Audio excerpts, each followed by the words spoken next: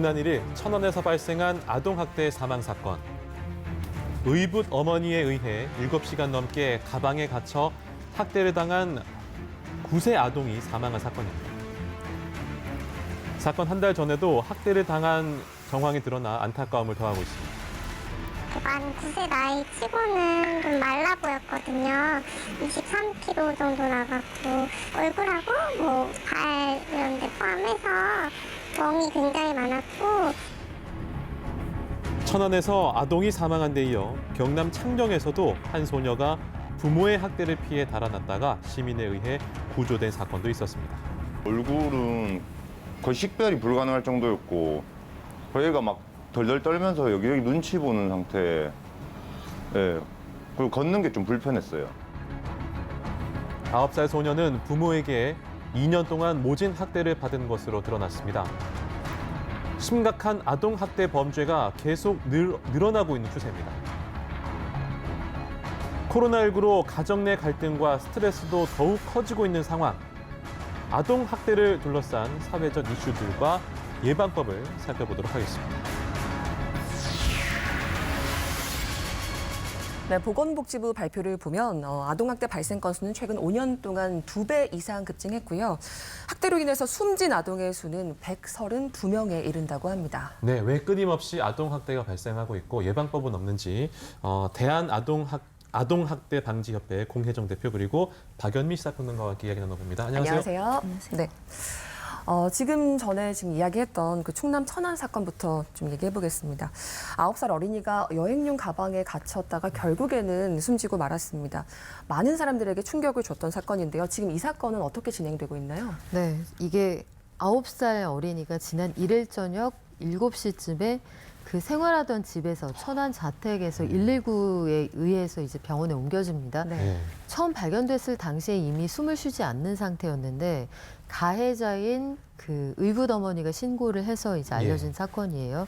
사흘 뒤에 이 아이가 결국은 숨지게 되는데 이 아이의 상황을 보니 온몸에 멍이 들어있고 여기저기 생채기가 있어서 그 의료진이 뭔가 학대의 정황이 보인다 해서 조사가 시작이 된 거고요.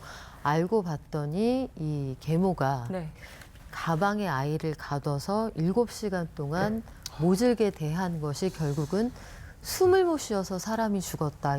이렇게 전개가 된 사건인데 정확한 사인을 밝히기 위해서 부검을 하기로 했습니다만 이 또래 아이들 키우는 엄마들 정말 이 분노하지 않을 수 없는 그런 사건이었습니다. 너무나 충격적이어서 저도 뉴스 보면서 할 말을 잃었었는데 공혜정 대표님 보시기에는 이제 우리 사회에 이렇게 좀 충격적인 사건이 거의 매년 일어나다시피 하고 있잖아요.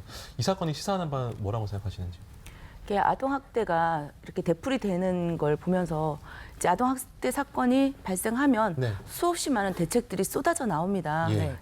그러나 이렇게 아동들이 이렇게 계속 이제 사망에 이르는 이 참혹한 사건들을 보면서 그 많은 대책들은 과연 무엇을 하였는가? 그러니까 우리가 이제 소 잃고 외양간 고친다라는 말이 있잖아요. 그럼 소를 잃었으면 외양간을 튼튼하게 제대로 고쳐야 되는데 과연 그 외양간을 제대로 고치고 있는가? 참담한 심정입니다, 사실은. 사실은 그 외양간이 제대로 고쳐졌다면 이렇게 이 아이가 사망까지는 이르지 않지 않았을까. 다들 그것 때문에 가장 안타깝게 생각하고 있는데요. 학교를 다니고 있지 않았습니까, 평론가님? 학교에서는 이걸 몰랐던 건가요? 어떤 입장을 보이고 있나요? 결론부터 말씀드리면 학교는 이 상황을 인지하지 못했다는 거예요. 담임 선생님하고도 통화를 했고 문자 메시지도 주고받았는데 코로나19 이후에 우리가 정상적인 등교를 못했지 않습니까? 그러니까 얼굴을 대면하고 아이의 상태를 확인할 수가 없는 상황이었던 거예요. 대부분의 학대받는 아이들을 보면 저희 아들도 학교에서 나눠주는 그 리플렛 같은데 계절에 맞지 않는 옷을 입고 있거나 사이즈가 안 맞는 신발을 신고 다닌다. 이런 것들이 징후로서 포착이 되거든요. 근데 아이를 만나야 알 수 있는 내용들인데 이런 것들을 알 수가 없었고 자가진단이나 이런 것들 정상적으로 이루어졌다는 거예요. 선생님 보고 싶어요 하는 문자 메시지도 보냈고 엄마하고 통화했을 때에도 이 가해자인 의붓 어머니가 애가 잘 지내고 있다. 이렇게 얘기를 하니까 담임 선생님 입장에서는 특별한 사안은 없구나 이렇게 생각이 되었다는 건데 글쎄요. 그래서 이 코로나19 사태가 보호받지 못하는 아이들의 사정을 더 어렵게 하는구나 예. 다시 한번 깨달을 수가 있었습니다. 그렇군요. 근데 그 지난 5월에 이 친구가 응급실에 갔다고 하더라고요. 가서 네. 이제 그 병원 측에서 이미 그 당시에 좀 아동 학대가 의심됩니다라고 이게 경찰이나 이런 데 이야기를 했다고 하던데 네. 대처는 어땠습니까? 그러니까 이제 어린이날 이 아이가 이제 머리가 찢어져서 예. 예, 응급실에를 찾아왔어요. 네. 그러니까 이제 그 계모나 이 아동은 그냥 네. 욕실에서 넘어졌다라고 했지만 병원 의사들이 보기에는 온몸에 멍이 있었고 좀 오래된 상처도 있었고 네. 무슨 지진 자국도 있고 그러니까 네. 아동 학대라고 판단을 하고 5월 7일 날 경찰에 신고를 했습니다. 네. 근데 경찰은 별것 아니라고 생각하고 출동을 하지 않았어요. 왜 별거 아니라고 생각하나요? 글쎄 말입니다. 그러니까 그래서 출동을 하지 않았고 예. 그런데 이미 이제 그 신고 기록은 있으니까 네. 그 다음 날 이제 아동보호 전문기관에 연락을 했습니다. 예. 근데 아동보호 기관은 또 즉시 출동을 해서 그 아동을 조사를 한 게 아니라 네. 거의 한 일주일 있다가 그 집을 찾아간 거예요. 그랬더니 이미 멍은 또 사그라들어 있었고 뭐 괜찮다고 하고 있고 아, 예. 그리고 또 가장 기가 막혔던 것은 네. 가해자인 계모와 이 피해자인 아동을 한 자리에 놓고 조사를 했다는 겁니다. 그 분리하는 게 가장 그건 첫 기본입니다. 제일의 원칙 아닙니까? 근데 가해자가 있는 데서 이 피해자 아동이 무슨 진실을 말하겠으며 당연히 괜찮다고 하고 그러겠지 않. 네. 예. 그래서 결국은 뭐 분리할 필요가 없다라고 판단하고 돌아갔다는 겁니다. 네. 그로부터 뭐 얼마 안 돼서 예. 한 달도 안 돼서 예. 이 아이는 가방 속에 더 학대가 심해졌고 사망까지 예. 이렇게 된 거죠. 시스템이 없어서가 아니라 이게 지금 제대로 안 되고 있었던 거예요. 시스템은 분명히 출동을 할 수 있도록 또 특례법상에 명시가 돼 있고요. 여러 가지 시스템은 있습니다. 그러니까 예. 저희가 시스템 물론 부족하지만 이 시스템이 더 완벽했으면 좋겠지만 기존에 있는 시스템이 부족해서 아동학대를 막지 못한 거는 아닙니다. 네. 이 시스템을 충분히 활용하고 현장에서 적용하지 못하기 때문에 네. 아동학대 사건이 빈번히 발생이 되고 또 이런 안타까운 죽음을 막지 못하는 것입니다. 사실 우리 아이들 지금 한창 부모의 따뜻한 사랑 속에서 안전하게 자라서 부모가 어떻게 보면 천국이자 그런 어떤 도피처가 돼야 할 텐데 오히려 지금 지옥 같은 상황이 만들어지는 게 안타까운데요. 아동학대는 왜 발생하는 거라고 생각하시나요? 저희 2001년부터 이제 아동학대 이 통계가 시작이 됐는데 지금 네. 한 20년 됐는데 그게 부동의 첫 번째 순위가 예. 아동에 대한 양육 태도 방법을 몰라서랍니다. 네.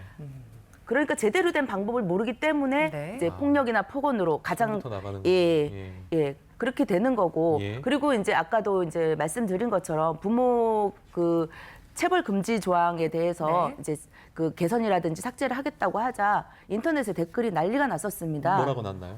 어떻게 자녀를 가르치란 말이냐. 아. 그게 가장 많이 나온 게 아. 네. 어떻게 자녀를 가르치란 말이냐. 근데 이제 부모들도 어릴 때부터 맞고 자라서 그 방법을 네. 몰라서 그런 거죠. 몰라서 예, 그런 거죠. 예. 그래서 교육이 좀 저희는 필요하겠네요. 예, 지금 이제 체벌 금지 법안도 이렇게 한다고 하니까 네. 그렇게 되면 대안도 마련해 줘야 되지 않겠는가. 그래서 때리지 않고 욕하지 않고 아이를 네. 제대로 양육할 수 있는 훈육 지도할 수 있는 방법도 많이 홍보가 돼야 될 것 같고요. 네. 접근성이 쉬운 곳에서 네. 이런 지도가 이루어져야 될 것 같습니다. 방법을 모르고 또 또 어떤 그게 첫 원인이 번째고 있을까요? 두 번째는 좀 어떤 그 다음에는 예. 이제 그 사회 경제적 고립, 네. 스트레스 요즘에. 이게 이제 두 번째로 올라오고 예. 있는데 뭐 이거는 굳이 뭐 그렇게 풀이하지 않아도 이제 자기가 스트레스 받는 것을 만만 아이들에게. 아이한테 네. 푸는 것이고 이제 뭐 세 번째는 부부 갈등이 또 요인이에요.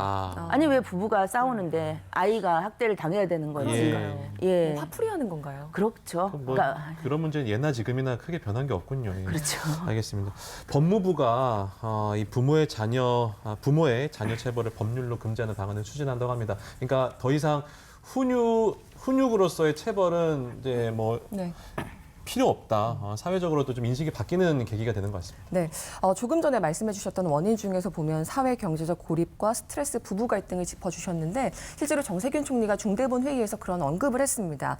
코로나19로 집에 머무는 시간이 늘면서 아동학대나 가정폭력의 위험이 커지고 있다. 이게 진짜 코로나19. 평론가님, 네. 실제로 코로나19와 아동학대 발생 건수가 뭐 관련이 있다는 통계가 들려 너무 있습니다. 가슴 아픈 통계네요. 이 통계가 좀 그 모순돼 보이는 숫자가 함께 나옵니다. 네. 보면 아동권리보장원이 집계한 올해 1분기에 아동학대 신고 접수 건수는 7,000건이 안 돼요. 아, 네. 지난해 같은 기간하고 비교를 해보면 한 450건 정도 줄어들었거든요. 줄어들었네요. 네. 그렇다면 이 숫자가 코로나19 사태 이후에 아동학대 건수가 줄어들었다고 말하고 있는 것이냐. 그렇게 보기는 어렵다는 거예요. 예. 왜냐하면 신고를 반드시 해야 하는 의무 신고자들을 통해서 접수되는 건수가 현저히 줄었기 때문입니다. 무슨 얘기냐면 예. 학교를 가지 않기 때문에 네. 선생님에 의해서 신고를 못 해주는 드러나거나 거군요. 아. 상태를 정확히 파악할 수가 없는 거예요. 네. 아이들이 사실상 각자의 집에 격리돼 있는 상태이기 때문에 예. 또 그 사회복지시설 이런 곳들도 왜 지역 아동센터 같은 것들이 있는데 모이지 못하게 돼 있기 때문에 다 문을 닫았거든요. 네. 네. 같이 모여서 밥 먹던 결식 아동이나 보호를 받던 아이들의 상태를 가가호호 방문하지 않으면 알 수가 없는 모르죠. 거죠. 네. 이분들을 통한 신고 건수는 현저히 줄었습니다. 네. 반면에 내가 학대를 당하고 있어요. 예. 아이 본인이 직접 신고한 경우는 1,142건으로 지난해보다 15% 가까이 늘었습니다. 아. 그러니까 이 상황을 종합해서 분석을 해보자면 네. 전체적으로 아동학대 건수가 줄었다기보다는 네. 드러나지 않는 아동학대가 꽤 많을 수 있다. 합리적으로 추론이 가능한 상황이죠. 그런데 지금 1분기의 통계인데 지금 뭐 6,800건, 직접 신고가 1,100건 이렇게 이야기하니까 너무 당황스럽고 가슴 아픈 그러네요. 일이에요. 너무 네. 가슴 아파요.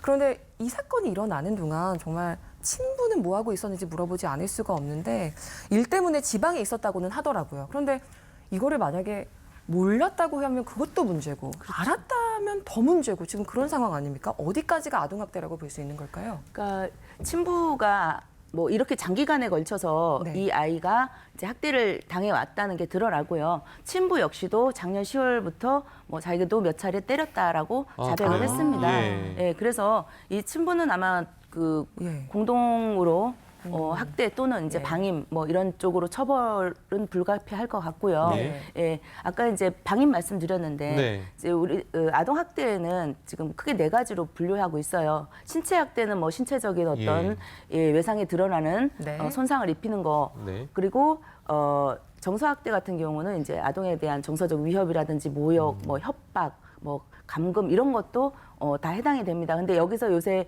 정서학대는 이제 어린이집이라든지 보육시설에서는 논란이 좀 많이 되고 있어요. 거기는 어디까지를 정서학대로 볼 것이냐, 뭐 이런 부분, 예. 그래서 이제 그런 게 있고 성학대는 성적 만족을 위해서 행하는 모든 행위가 그렇게 네. 되는 거고요. 네. 이제 방임 유기가 있습니다. 여기서 이제 그 친부에 대한 방임 네. 이렇게 얘기가 나온 것처럼 예. 방임에는 물리적 방임, 의료적 방임, 교육적 방임이 있거든요. 네. 그러니까 아이한테 그 양육이나 보호를 위해서 해줘야 될 걸 안 해주는 거를 방임이라고 하는 겁니다. 그러니까 지켜주지 못하는 거겠죠. 거기에는 그러니까 유기는 이제 아이를 갖다 버리는 건데 사실 아동 학대는 이제 그 당하는 네. 아동들에게 큰 후유증이 나타나고 있습니다. 아동 학대 뭐 본인 개인적인 후유증이 이제 크기도 하고요. 뭐 여러 가지 정서적인, 신체적인 이 후유증이 있는데 특히 이제 방임 아동, 어렸을 때부터 방임되어 온 아동들은 후천적 발달 장애까지 올 수가 있습니다. 예.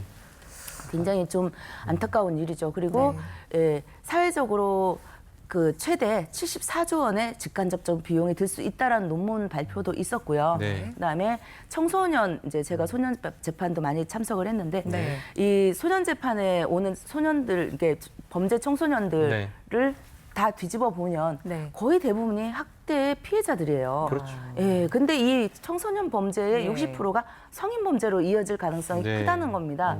그러면 이제 여기서 어디서 고리를 끊어야 되느냐? 시작할 때부터 끊어야겠죠. 피해자가 가해자가 되고 예, 그러니까 이 아동 학대를 근절하는 것이 전체적인 어떤 사회적 비용을 줄이면서도 건강한 사회를 만들어가는 것입니다. 그런데 왜 이 아동 학대에 필요한 예산을 자꾸 삭감하시는 걸까요? 예, 하여튼 저희가 좀 깊게 생각해 봐야 될 문제인 네. 것 같습니다. 하여튼 뭐, 이 방임은 이제 아동 학대에 대한 암묵적 동의라는 생각까지 드는데요. 근데 그 이번 그 방금 말씀드린 네. 그 아동 사망 사건 말고도 이 사건 천안인가요?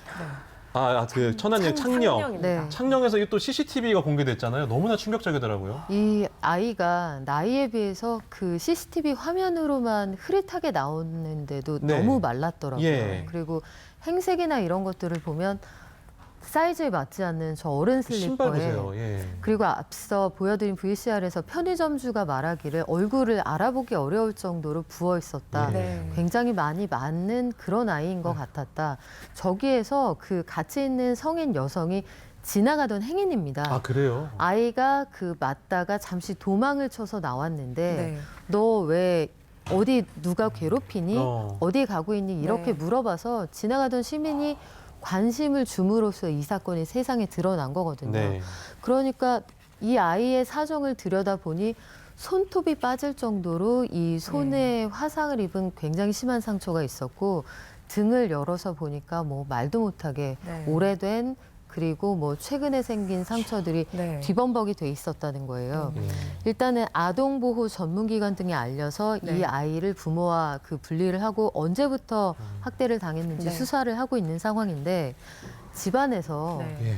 쇠사슬이 발견이 됐다고 해요. 집에 왜 쇠사슬이 있나요? 그래서 이 쇠사슬의 용도가 뭐냐 했더니 아이를 이 목줄처럼 마치 동물을 가둬놓을 때 쓰는 것처럼 그런 식으로 집 밖으로 못 나가게 하려고 이걸 사용했다고 합니다. 그리고 밖으로 나가고 싶어 했더니 너 그러면 지문이 네. 있으면 지문을 조회해서 우리 집으로 다시 찾아올 수 있으니까 깜빡했구나. 집 밖으로 나가려면 지문을 지우고 나가라 해서 이런 고문에 가까운 학대가 이루어졌다고 합니다. 들으면서도 지금 믿어지지가 않는데 많은 시민들이 아동학대에 대해서 공분하고 있습니다. 저희가 거리에 나가서 목소리를 들어봤습니다. 천안 아동학대 사건에 대한 전국민적인 공문이 이어지고 있습니다. 청와대 국민청원 게시판에는 강력한 처벌과 아동학대 가해자의 신상 공개를 요청하는 글들이 올라왔는데요. 의붓 어머니를 엄중 처벌해달라는 청원은 6만 명이 넘는 동의를 얻었습니다. 이번 사건을 바라본 시민들의 목소리를 직접 들어봤습니다. 힘들어요, 마음이. 불쌍하고. 너무 끔찍하고 안 믿어지더라고요, 정말. 아버지가 너무 자식한테 그렇게 관심을 안 가지고 그러니까 그렇게 학대를 받도록 냅뒀다는 게 그게 참 이해가 안 가요. 어이가 없죠. 같은 부모 입장으로서 아주 통탄할 일입니다. 아이들만큼은 정말 안전하게 어느 정도 잘할 수 있는 환경이 돼야 된다고 생각을 합니다. 칠곡 계모 사건도 있었고 지금까지 여러 가지 그 아동학대로 사망한 사건 사고가 많이 있었잖아요. 그랬는데 지금도 또 그런 사건이 생긴다는 거는 진짜 부끄러운 일이에요.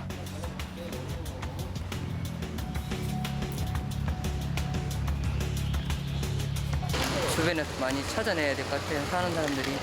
어떻게 그 사람들이 사는지 어느 정도 관심을 갖고. 그런 처벌을 좀 되게 좀 강력하게 하면은 그래도 좀 줄지 않을까 생각이 드네요.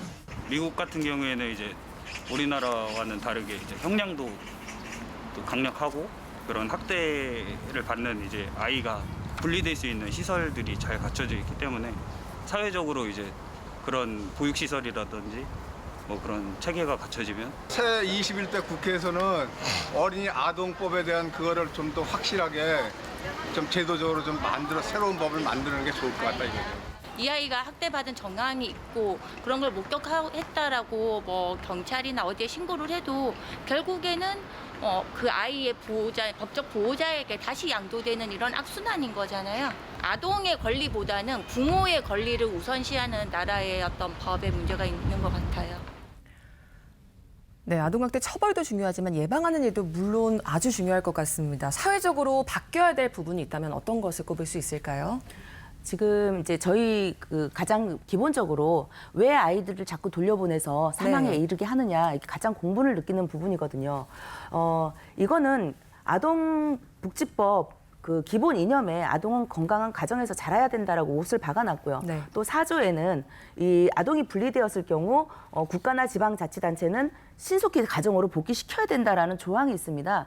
그러니 이 아동들을 그 돌려보내야 되는 게 우선 초점이 맞춰 있기 때문에 네. 그렇게 이제 행동을 하고 있는데 저희는 이 부분부터 좀 바뀌어야 된다고 생각을 합니다. 이제 아동복지법에 대한 개정이 조금 있어야 될 것 같고요. 네. 예. 두 번째는 이제 아동보호 전문 기관 상담사들 그리고 경찰들이 전문성을 네. 좀 강화해야 될 것 같고 책임감을 갖고 될 것 같습니다.